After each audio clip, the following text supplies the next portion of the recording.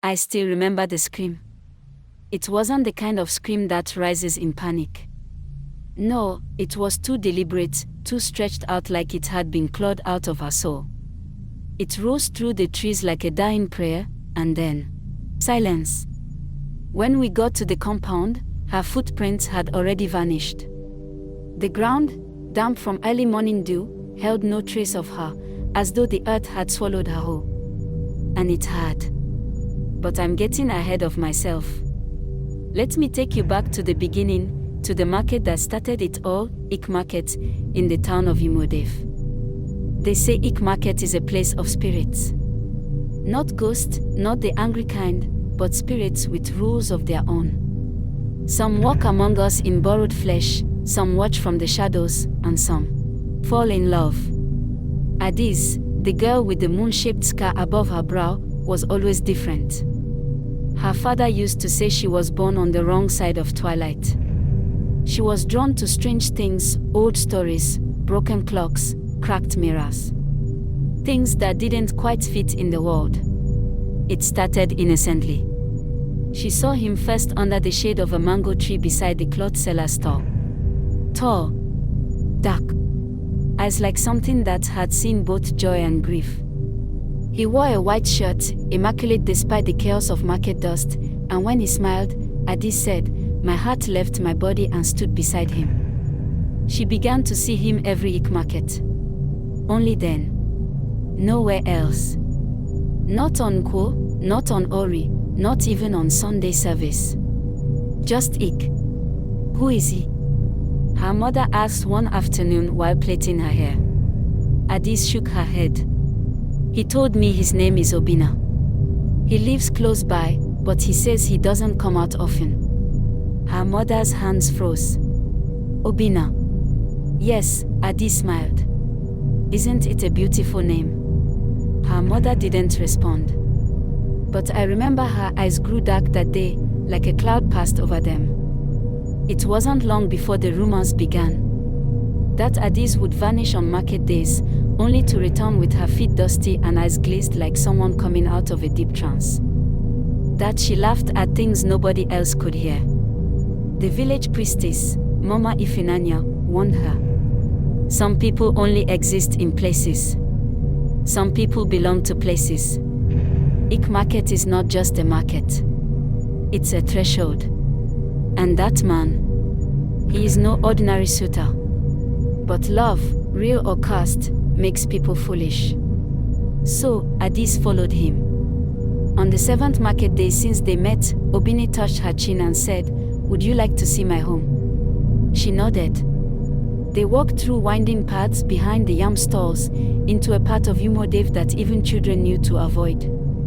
It was said to be abandoned since the war, home swallowed by weeds, silence growing in place of laughter. Yet Obina's compound looked untouched. Too untouched.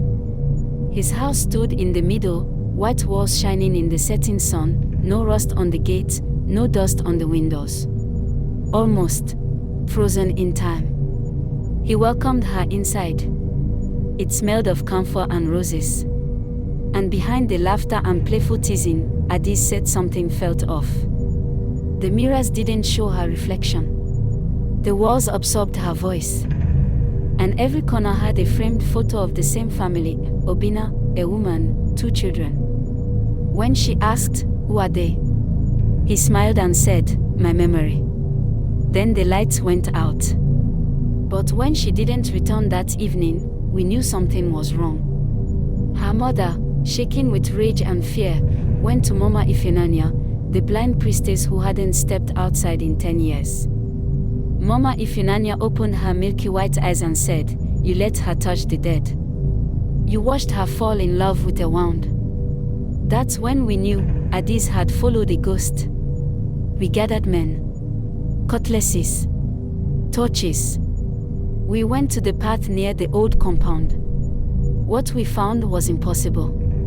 The house stood fresh. White walls, flowers in pots, music playing from inside, an old love song from the 1970s.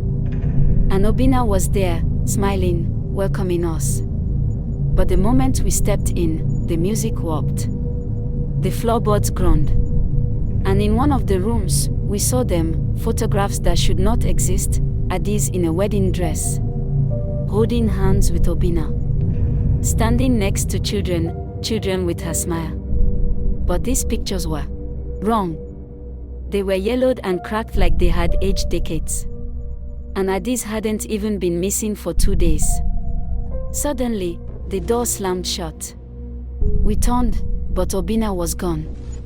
We smashed the door open and ran. But as we left, one of the boys, Kenechukwu, collapsed screaming.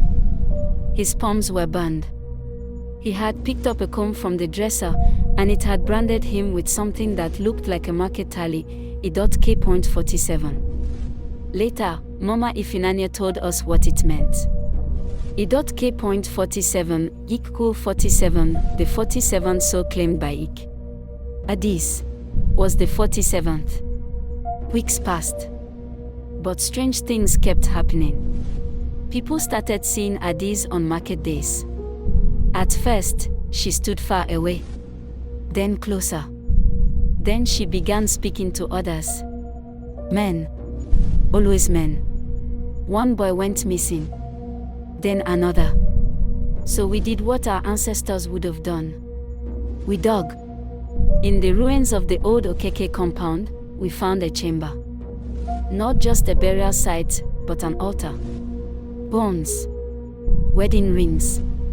Lockets. Market tokens. And on the wall, scratched in blood, until my family is whole, I will keep searching. We pieced it together. Obinna's wife and children had died. Ngozi, his lover, vanished.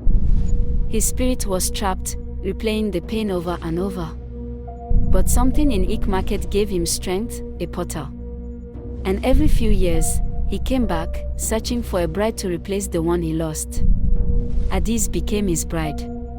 And now, every 7th Ik Market, someone disappears. But here's what chills me to my bones. 2 weeks ago, I saw a flyer, missing, Chidima, 23. Vanished on market day. And last market, I passed the pepper stall and saw her. Standing where Adaeze once stood. A man in white approached her. He touched her chin. She smiled. I wanted to scream. But my voice failed.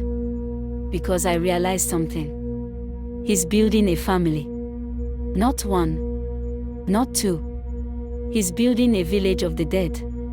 And if you're ever at Ik Market, and a man in white offers to walk you home, run.